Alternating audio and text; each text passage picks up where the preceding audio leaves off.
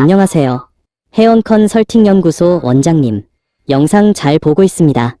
저도 이제 40 중반 넘었는데요. 요즘 들어 삶에 대한 회의감이 너무 큽니다. 젊었을 땐 그냥 가족을 위해서 열심히 일하면 된다는 생각뿐이었어요.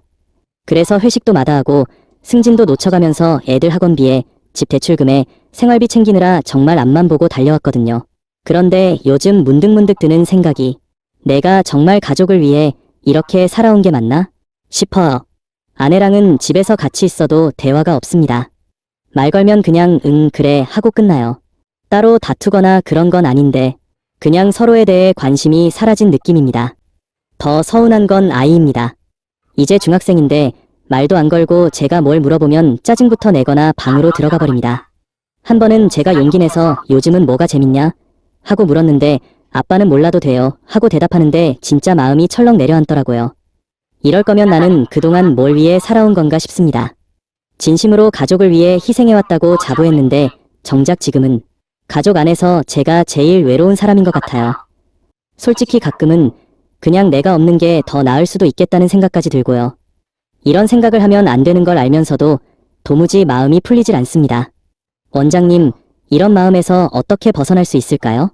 제 잘못인 걸까요? 아니면 그냥 이렇게 나이 먹어가는 게 당연한 건가요?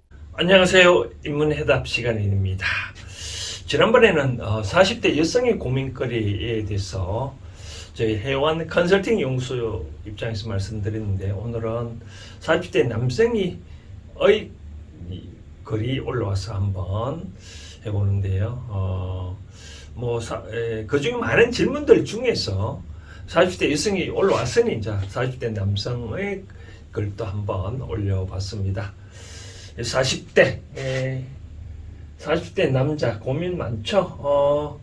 질문자처럼 집에 들어가도 아내가도 이제 애정과 달리 대화도 말도 없고, 집에 들어가 보니 애들도 뭔가 모르게 바쁘고 뭔가 나만 외톨이 된 것 같다, 인생을 헛살았지 않았을까라고 얘기하는데, 직장에서도 40대 되면 많이 바쁘죠, 그렇죠? 중간 관리자이니까.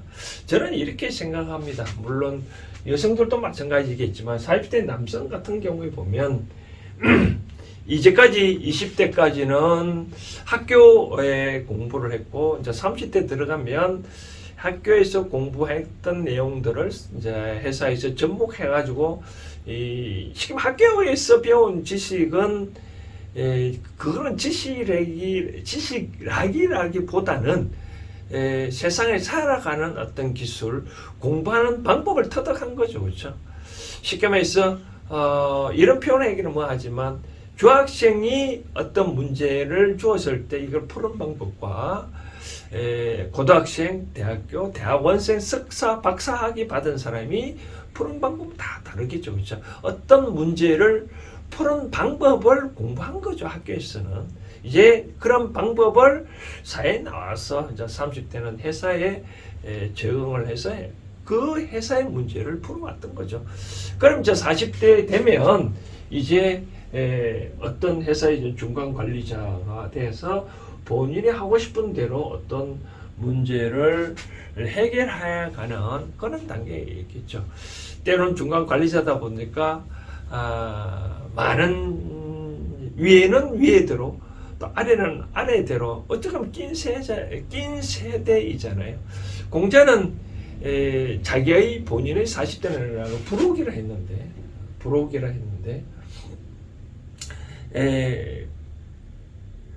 우리가 모두가 다 40대 부록이 있냐, 그런 건 아니죠. 공자의 입장에서는 자기가 이제 부록이라, 어떤 것들도 세상에 그게 회복되지 아니했다는 그런 뜻으로 하잖아요. 근데 요즘 40대 되면 여러 가지 회복 많이 삶을 사잖아요. 뭐 누가 돈 많이 벌었다, 누가 직업이 승진 잘 됐다, 뭐 등등 그런 거에 대해서도 좀 많이 좀 생각을 많이 해야 되는데, 그러나 이제 모든 것은 저는 이렇게 생각합니다. 자업자득이다라고 말씀을 드리고 싶는 거죠, 자업자득. 자덕이다 말을 하고 싶은 건데 아내의 관계에 대해서도 이제까지 어떤 뭔가 모르게 서먹서먹했다라고 하는 것은 우리 남자들은 보면 이제 많이 사회 활동을 많이 하잖아요, 그렇죠? 해 가는데 막상 집에 가보면 우리는 또 남자들 바깥에 보면 많은 이 사람을 여자들 대화를 하잖아요, 그렇죠? 그러면 집에 가보면 뭔가 모르게 비교되잖아요, 그렇죠? 비교되니까 별로 뭐 성적으로 호감도 뭐 안 느끼고 또 아무튼 좀 그런 상대고 이제까지 회사 일만 열심히 하다 보니까 뭔가 뭐 자꾸 괴리감이 쌓이잖아요, 그죠? 그럼 어떻게 풀어 나가야 되냐면 이 대화로 풀어 나가야죠, 그죠? 대화로서 풀어 나가야 된다라고 말씀을 드리고 싶은데. 대화가 뭐 이제까지 안 했다가도 갑작스럽게 대화를 한다고 해서는 잘 안 되잖아요, 그죠? 묵묵히 저는 뭐를 말씀을 드리고 싶냐면 관심을 가져보라는 거죠, 관심. 집에 들어가서 아내가 옷 매무시라든지 뭔가 모르게 요즘 관심거리가 뭔지 좀 아니지 알고 있다가도 같이 그런 쪽에서 갖고 있다가 어느 순간에 말을 툭툭 던지면 좋은 거죠, 그렇죠? 가장 좋은 거는 취미를 같이 하는 게 좋습니다. 취미. 물론 이제 남자는 사회 활동하면 거기에 맞는 취미를 활동할 수밖에 없겠죠. 뭐 회사 가니까 어느 정도 이제 골프에 관계된 이야기를 뭐 요즘 뭐 골프가 돼 있으니까 하다 보니까 근데 집에 와 보니까 골프는 전혀 관심이 없더라. 그러면 이제 돈을 주고라도 뭐 용돈 더 주더라도 가정비 더 주더라도 아내가 관심이 있는 그런 어떤 골프 쪽으로도 좀 유도를 해보는 거죠, 그렇죠? 그러다 보면 이제 서로가 관심이 많아서 주말마다 같이 레크레이션을 하면 좋지 않겠나라고 생각해 보는 거죠. 저는 이 문제에 대해 이렇게 또 말씀을 드리고 싶습니다. 우리가 갑을관계 입장에서도 우리가 갑을관계에서 뭐 회사와 회사끼리만 갑을관계가 있는 건 아니거든요. 갑은 우리가 뭔가 모르게 을을 위해서 해줄 수 있는 위치에 있는 거거든요. 을은 그럼 어떻게 했냐? 갑을 해줄 수 있는 게 갑을 잘 받아야 되잖아요. 그걸 잘 받기 위해서 을은 갑을 일단은 존중을 해줘야 하는 입장이다. 이 남자가 만약에 맞벌이 하면 수도 있지만 맞벌이 안 할 수도 있고 맞벌이 한다 해도 뭔가 모르게 상대가 나를 뭔가 모르게 해주는 것이 있다. 뭔가 뭐 식사든 뭔가 뭐 어찌됐든 간에 해주는 것 등이 있다. 그럼 그 사람이 갑이라는 거죠. 그럼 나는 내가 받는 사람 입장에서 어른 갑의 말을 일단 잘 들어줘야 된다라고 말씀해줘요.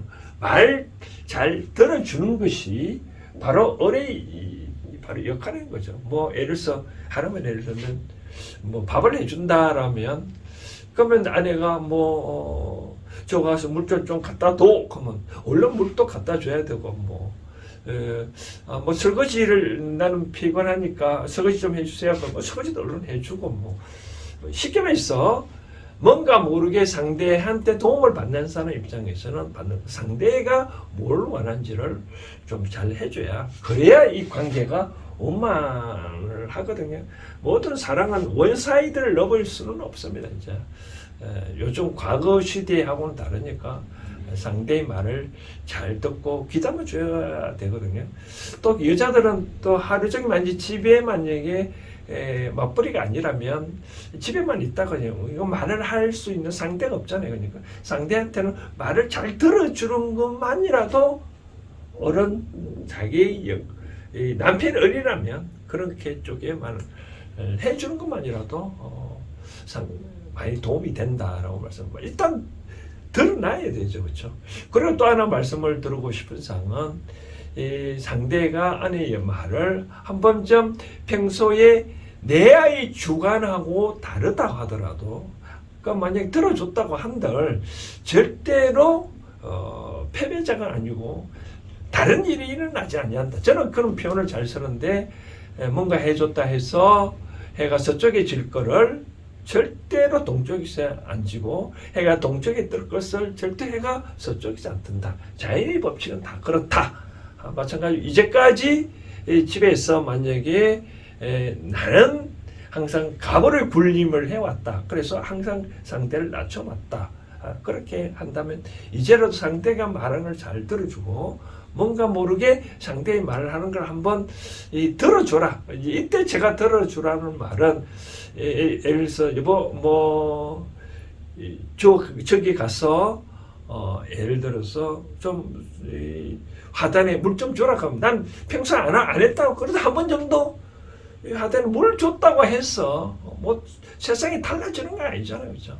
그렇기 때문에 상대의 말을 이제까지 계속 아니다고 했던 거를 아니다고 하지 말고 뭔가 한번 들어줬다고 하더라도 시킨 대로 시키면서 상대 말을 하는 대로 해줬다고 한들 상대 그런 겁니다. 그러다 보면 이제 점점 관계가 가까워지고 소원해지지는 않지 않냐라고 말씀드리고 싶고요. 애들의 관계 문제 입장에서는 애들은 어느 정도 컸기 때문에 잘 뭐 안 놀아주고 그렇죠. 근데 이제 이런 거죠. 예를 들어서 애가 공부를 잘 하기를 원한다면 애가 들어오는 시간에 맞춰서 책을 이제 계속 읽는 모습, 책을 보는 모습을 하는 거죠. 만약에 애들이 좋아하는 어떤 게임이 있으면 애들과 같이 나도 그걸 한다든지 뭔가 모르게 이런 거죠. 뭐냐면 항상 사람은 가까워지는 방법은 자꾸 질문하는 겁니다. 질문. 멀어지려면 간섭을 하라거든요. 간섭을 하고. 우리가 그런 말 있잖아요. 뭐 멀리 가려면 함께 가고 빨리 가려면 혼자 가고 그렇다시피 아이들과의 관계에 있어서 멀어지려면 자꾸 자기 주장을 하는 거죠. 그렇죠? 그러나 애들과 가까워지려면 똑같은 거라도 내가 아는 거라도 게임 같은 거라도 이 게임을 어떻게 했냐, 왜 이 게임이 좋아하니, 만약에 야구라면 요즘 그 야구 선수가 누가 유명하니라든지 그런 쪽으로 자꾸 물어보는 거죠, 그렇죠? 그 다음에 애들도 자기를 인정해 주는 거죠, 그렇죠? 부모가 아빠라 하더라도 자꾸 애들한테 물어보니까 그러면 이제 애들하고 더 잘 가까워질 수 있다라고 말씀을 드리고 싶은 거죠. 또 항상 간섭을 하지 말고 관심을 가자라고 저는 말씀을 드리고 싶은 거예요. 우리가 관심을 갖다 보면 상대가 어떤 질문을 했을 때 내가 거기에 답변을 할 수 있는 거거든요. 왜냐하면 상대가 관심을 안 가지다 보면 얘가 뭐를 좋아하는지 뭐를 싫어하는지 모르잖아요.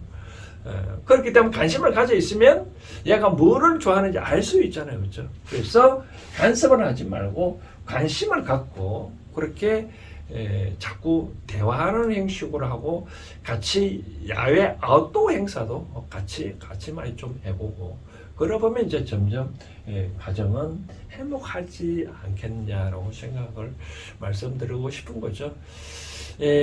가끔 그런 식으로 좀 말씀을 드리고 싶은데 명심보감이 있는데 있습니다. 이 부모가 내가 부모한테 효도를 하려고 했으나 이미 부모는 효도를 받을 수 없는 지경에 이르렀다. 그러면 효도를 받을 수 없는 지경에 이르렀다. 어떻게 이미 세상에 떠나가고 없겠죠, 그렇죠? 그런 식으로 좀 우화적으로 부모에 대한 위대하다라는 것을 조금 가르쳐주고 또 애들도 내가 다니는 직장의 근처에 가서 내가 다니는 직장이 이렇다. 뭔가 모르게 아빠에 대한 자긍심. 자식들은 부모가 무슨 일을 하는지 잘 모르잖아요, 그렇죠? 환상적으로 있으니까 나의 일터에 가서 이런 모습도 좀 보여주고 아빠는 이런 식으로 일한다. 근데 아빠의 존재감을 자꾸 설명해 줘야 되는 거죠. 우리가 우는 아이 더 준다 하잖아요, 그렇죠? 상대는 잘 모르는데 자꾸 그렇게 인원상이라고 좀 보여줄 필요가 있지 않겠나라고 생각되었습니다. 대한민국 살 때 남자들이요, 기운을 내시고요. 제가 처음에 인간응보를 하는데 그만큼 상대한테 뭔가 모르게 가까워지려고 노력을 하면 할수록 더 가까워지는 거죠. 아까 말한 대로 이것만 명심을 하십시오. 뭔가 모를 상대와 가까워지려면 자꾸 물어보고 해야지, 멀어지려면 자꾸 간섭을 하면 소리 깨지면 그렇거든요. 하여튼 관심을 가져라. 그리고 묻지 아니한 거에 대해서는 상대가 묻지 아니한 행동 그 질문에 대해서는 답변을 하면 좀 안 됩니다. 그래서 상대가 묻는 거에 대해서 잘 답변하려면 관심을 가지면 된다라고 말씀을 드리고 싶습니다.